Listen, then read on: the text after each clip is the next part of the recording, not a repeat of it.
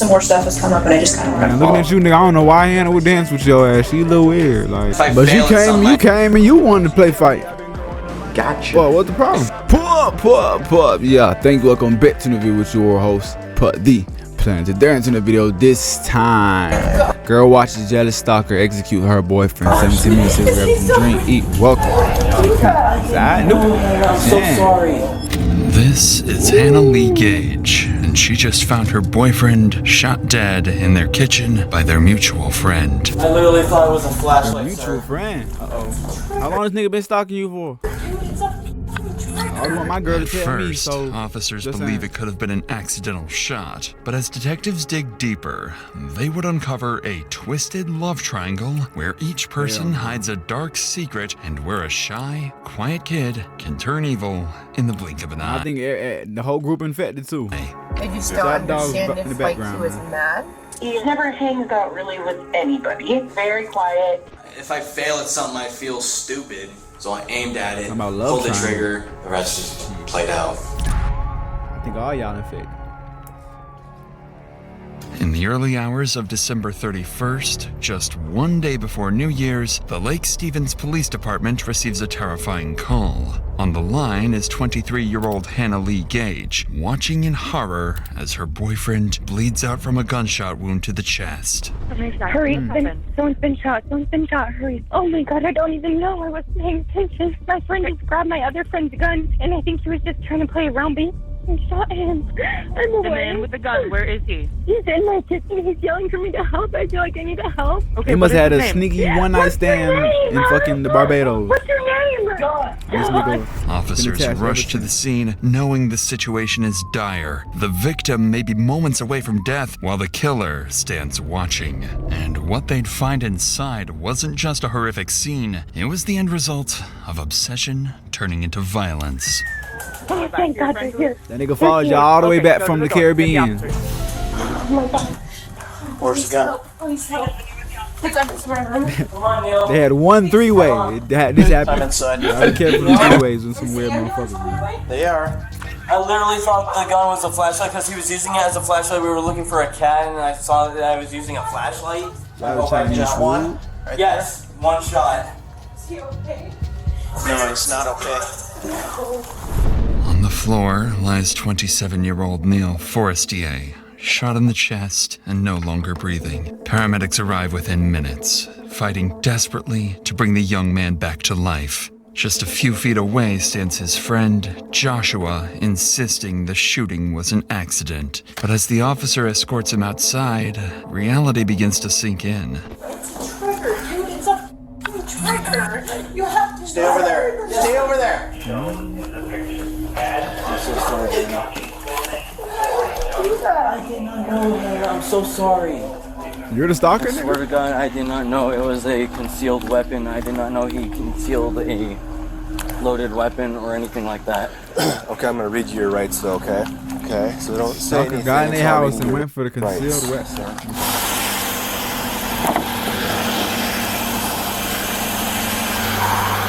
I have work in a few hours. I know, buddy.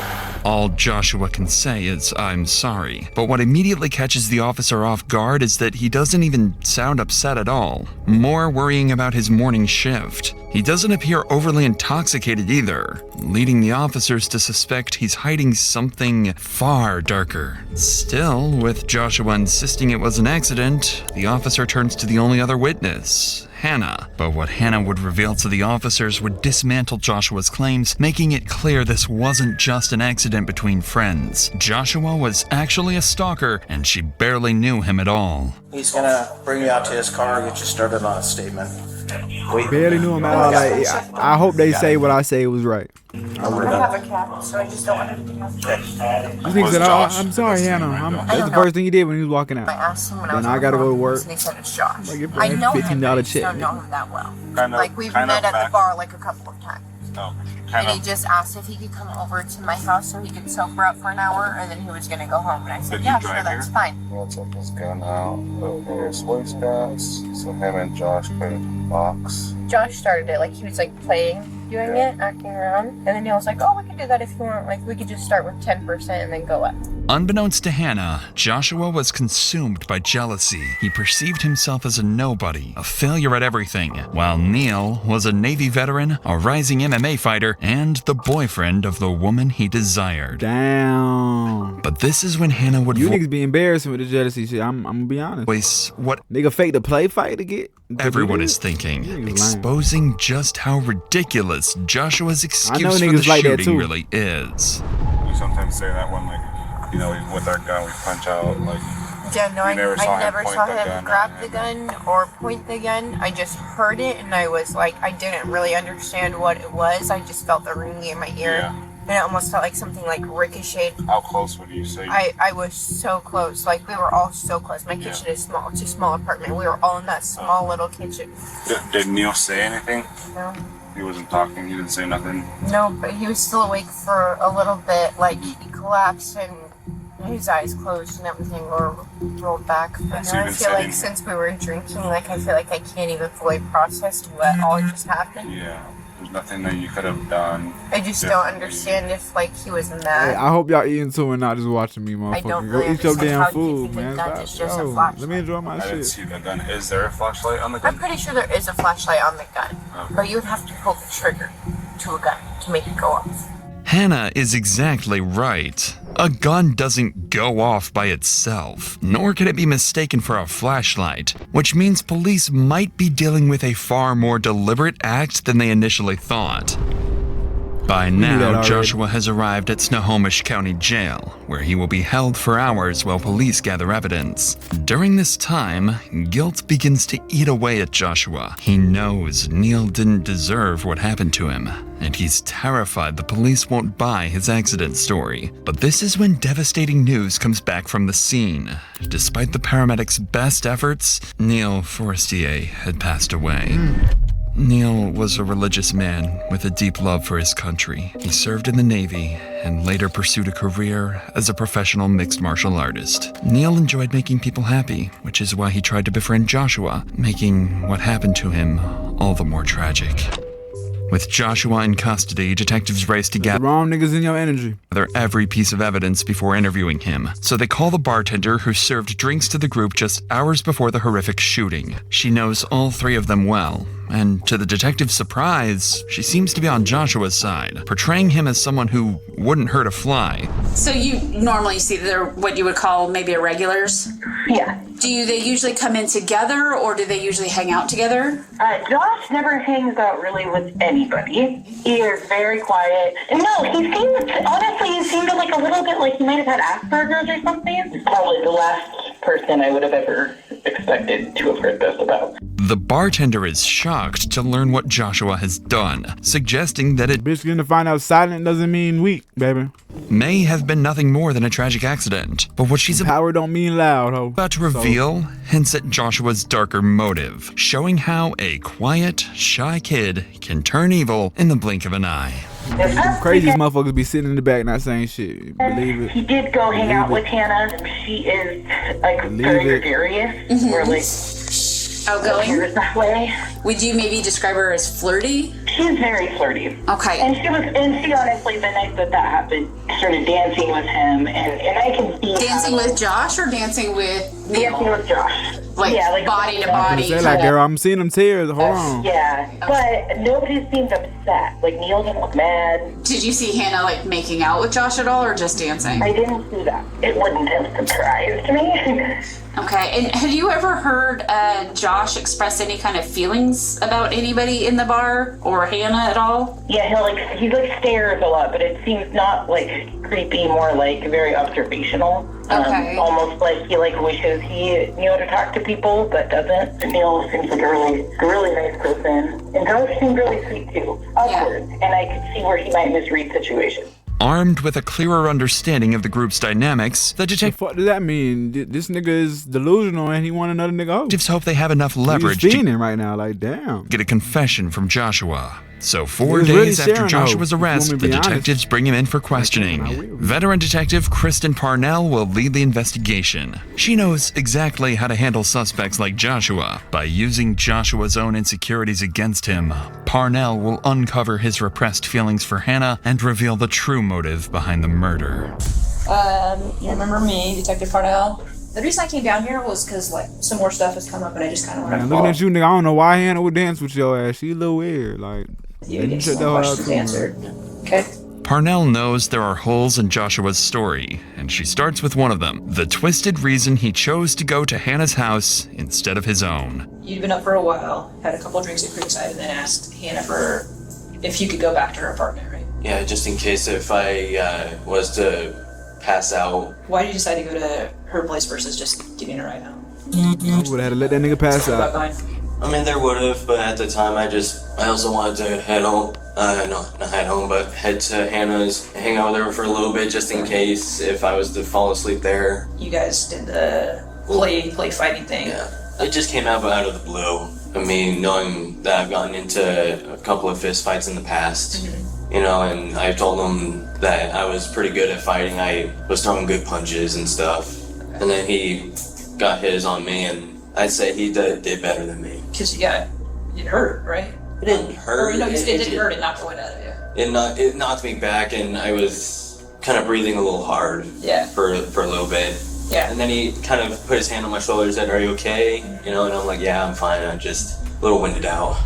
Just moments before the shooting, Joshua had asked Neil to play fight and test each other's strength. What Joshua didn't know, You showing out for hoes and shit. Like, nigga, you showing out for Hannah, nigga. That's what it is. Was that Neil was a professional fighter. But what irritated Joshua the most wasn't the punch itself, but Neil's reaction afterward. He simply Are you placed okay? a hand Are you okay? You making sure you okay? You didn't like that, nigga? shoulder and asked if he was okay. What a little boy. A gesture that only made him feel more humiliated and emasculated. But there's something else in Joshua's story that catches Detective Parnell's attention. Tell me about the last time you were punched in the gut like that. This was made him back feel when emasculated. I was in middle Are you that soft? school. Damn. That was in recent memory, that was my last fight that I remember being in, and the guy I was fighting did sock me in the gut pretty good. Yeah. Around the same type of punch that Neil gave me. How did you feel in middle school when you got punched like that? At the time, I was not experienced, so I was in pain. I mean, it sounds like you kind of flashed back to that. And sometimes when something happens that Shit, this reminds time he us flashed of back a and shot a motherfucker. experience, it's kind of like you're back in that previous experience. Did you feel like that? Not necessarily. I did trying to feel be like I evil, was none of about that. to go on This is my actually knees what it sound like. like I did in the past, but I was holding on to the counters. The gun was, I'm guessing, on the counter in front of you then, too. Yeah. Neil's punch triggered a repressed memory in Joshua. The last time he was hit in the stomach, even if he refuses to admit it. But the detective doesn't stop there. She keeps pressing Joshua on the real reason he shot Neil, methodically dismantling his claim that it was an accident. What was going through your head then, right at that moment when you're bent over on the counter and like kind of trying to catch your breath again? What are you thinking? What are you feeling? Tell me what that was. I was kind of I was thinking like, wow, this guy knows how to punch, you know? Yeah. And I was impressed by how hard he punched. I don't like failing at anything. If I But fail you at something, you came and you wanted to play fight. Gotcha. Well, what's the I problem? feel stupid. And so after going through that thought process, I kind of paced through the kitchen a little bit. Then after pacing for a little bit, I saw the gun, and the rest is played out. Oh wow. You said last time that you were a little upset that he hit you that hard, right? Well, I wasn't upset. I was, like I So said, you asked the nigga to play fight, he hit you a little hard, and now you upset. You paced in another nigga kitchen and grabbed a weapon that's not even yours? surprised. Whoa. I looked down at the fuck's counter wrong and with saw you the gun. niggas? I was also curious Motherfuckers on need to learn to how stay inside. the flashlight part of the gun worked, and thought that the muzzle part was the flashlight. Your goal is to pull the trigger and fire a round, okay? Because you had just gotten punched again by this guy who's sleeping with a girl that you want to be sleeping with, if we're being honest, right? So I aimed at it. You didn't pulled even the answer trigger. that shit. That answered my question. Hannah ain't led even me that bad, homie. into But a she do shot. look like she might be right for you. Neil was everything Joshua is not. Successful, confident, liked by others. Being outpunched by him only deepened Joshua's sense of inferiority. All of this is obvious to Detective Parnell, but not to Joshua. He still wants her to believe it was nothing more than an accident. But take a closer look at Joshua. Does his reaction to the shooting seem genuine or merely performative?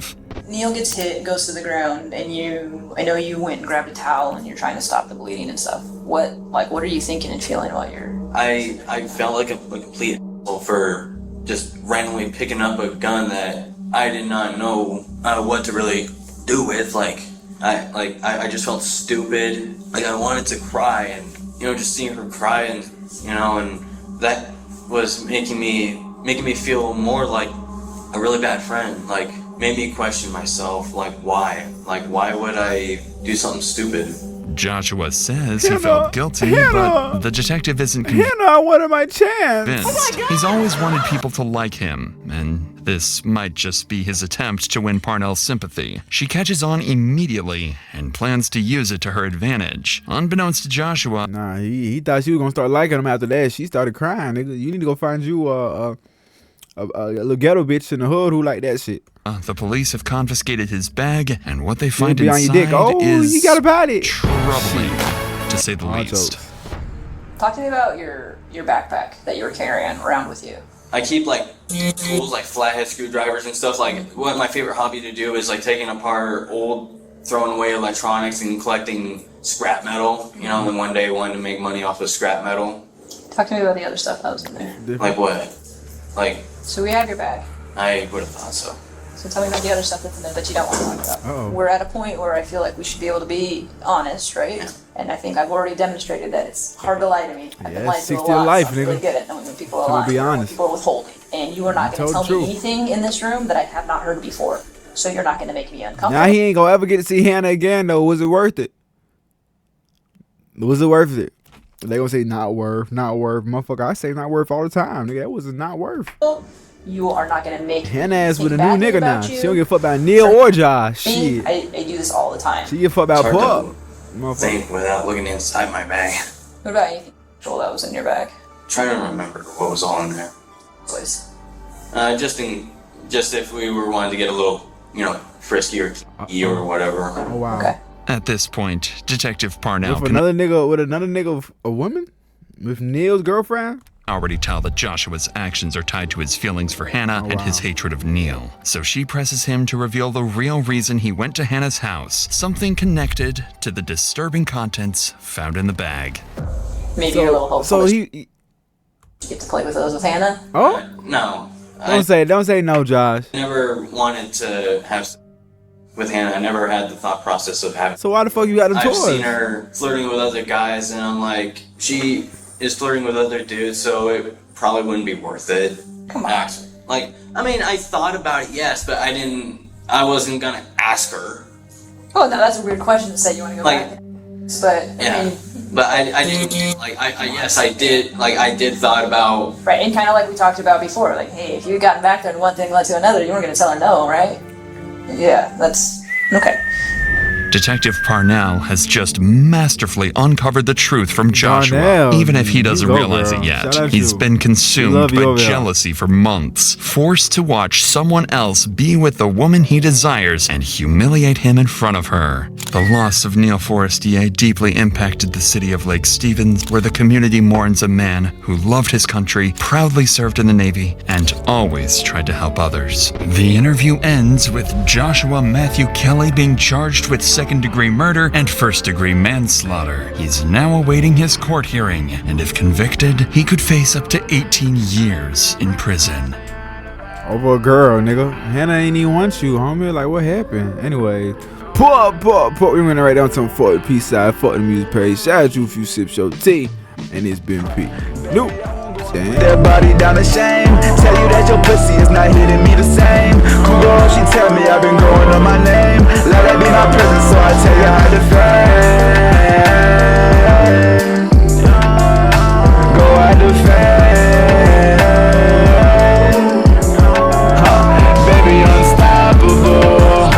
Baby unstoppable. She drop it down low every time she wanna fuck. She shake it on the pole every time she need a boy.